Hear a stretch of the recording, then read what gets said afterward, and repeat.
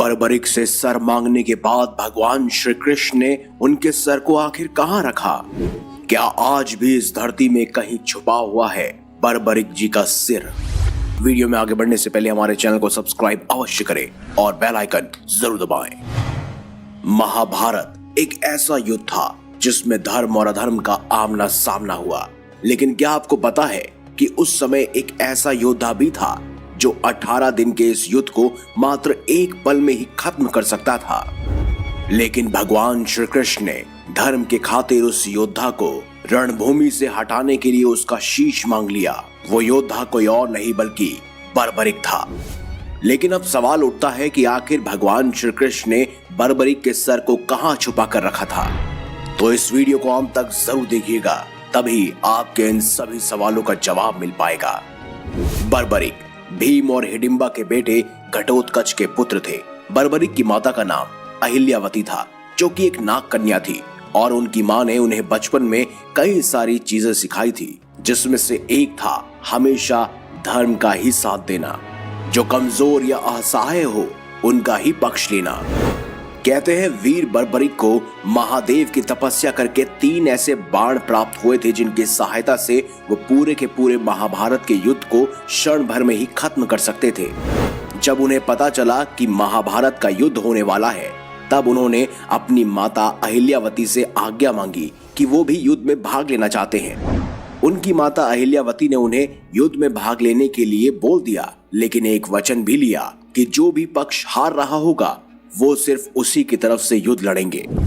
अर्थात अगर बर्बरिक युद्ध में मौजूद होते और पांडव हार रहे होते तो वो पक्का पांडवों का साथ देते, और अगर वहीं कौरव हार रहे होते तो वो कौरवों का साथ देते। जब ये बात श्री कृष्ण को पता चली, तब वो एक ब्राह्मण का वेश बनाकर बर्बरिक के पास आए और उनसे कहा कि तुम इन 3 बाणों से महाभारत का युद्ध कैसे लड़ोगे? इस पर बर्बरिक ने एक जवाब दिया कि मैं केवल एक बाण से ही महाभारत का युद्ध खत्म कर सकता हूँ। तो श्री कृष्ण ने बर्बरिक को उसकी वीरता दिखाने के लिए कहा। तब बर्बरिक ने एक बार में ही पीपल के पेड़ के सभी पत्तों को छेद दिया। लेकिन भगवान श्री कृष्ण ने लीला से एक पत्ता अपने पैर के नीचे छिपा दिया। तब वह बाण घूमता हुआ श्री कृष्ण के पैर के पास आकर घूमने लगा। ऐसे में बर्बरिक ने स्वयं भगवान श्री कृष्ण से विनती की कि कृपया कर वो अपना पैर हटा ले, क्योंकि अभी भी उनके पैर के नीचे एक पत्ता दबा हुआ है, और उन्होंने अपने बाण को पीपल के सभी पत्तों को छेदने के लिए कहा है, किसी के पैर को छेदने के लिए नहीं। ऐसे में भगवान श्री कृष्ण समझ चुके थे कि अगर बर्बरिक कौरवों की ओर से लड़ा तो अधर्म जीत जाएगा, और इस वजह से उन्होंने बर्बरिक से दान के रूप में उनका शीश मांग लिया। बर्बरिक पहले ही भगवान श्री कृष्ण को पहचान चुके थे, लेकिन अपने वचन से वो मुकर नहीं सकते थे।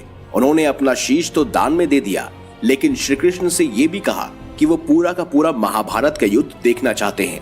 तो श्री कृष्ण ने अपने सुदर्शन चक्र से बर्बरिक का सर काट कर धड़ से अलग कर दिया। वहीं स्कंद पुराण के पहले खंड महेश्वर खंड और दूसरे विशेष खंड यानी कुमारी उपखंड में वेद व्यास जी ने स्पष्ट रूप से लिखा है कि जब श्री कृष्ण ने बर्बरिक का सिर धड़ से अलग किया, तब उन्होंने चंडिका देवी का आह्वान किया और देवी से आह्वान किया कि इस भक्त के सर को अमृत से सींचो और इसे हमेशा के लिए अमर बना दो। और तब 24 देवियों ने बर्बरिक जी के सर को अमृत से सींचा था। बर्बरिक जी के सर को अमृत से सींचने के बाद सारी देवियां अंतर्ध्यान हो गई, और वीर बर्बरिक का सर उसी पर्वत के शिखर पर खाटू नरेश के नाम से हमेशा के लिए स्थिर हो गया। वहीं रही धड़ की बात, तो श्री कृष्ण ने 5 पांडवों सहित बर्बरिक जी के धड़ का अंतिम संस्कार करा दिया। वहीं बर्बरिक की इच्छा के अनुरूप ही श्री कृष्ण ने उन्हें वरदान दिया कि जब तक पृथ्वी, नक्षत्र, चंद्रमा और सूरज रहेंगे, तब तक तुम लोगों के लिए हारे का सहारा बनकर रहोगे और लोग तुम्हारी पूजा करेंगे। श्री कृष्ण ने बर्बरिक जी को अपना नाम यानी बाबा श्याम भी दिया और पर्वत की चोटी पर उनका सर रख दिया, जिसे आज खाटू श्याम जी के नाम से पूजा जाता है। वहीं से बर्बरिक जी ने पूरा का पूरा महाभारत का युद्ध देखा था। कहते हैं बर्बरिक का सिर आज भी वहीं पर रखा है, जिसे सब खाटू श्याम के नाम से पूछते हैं। तो ये थी कहानी महान वीर बर्बरिक की, कि कैसे उन्होंने अधर्म पर धर्म की विजय के लिए अपना शीश दान दे दिया। और क्योंकि उनके पास 3 अभेद्य बाण थे, इसीलिए उन्हें 3 बाणधारी और शीश का दानी भी कहा जाता है।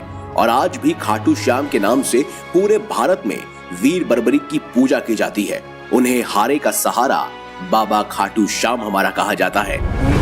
तो आपको ये खास जानकारी अगर अच्छी लगी है तो इस वीडियो को लाइक करें, हमारे चैनल को सब्सक्राइब करें और ज्यादा से ज्यादा शेयर भी करें। साथ ही कमेंट बॉक्स में जय खाटू श्याम अवश्य लिखिएगा। हमारे चैनल को सब्सक्राइब, वीडियो को ज्यादा से ज्यादा शेयर भी कीजिएगा। मिलेंगे अगली बार एक नई खास वीडियो के साथ, तब तक के लिए देखते रहिए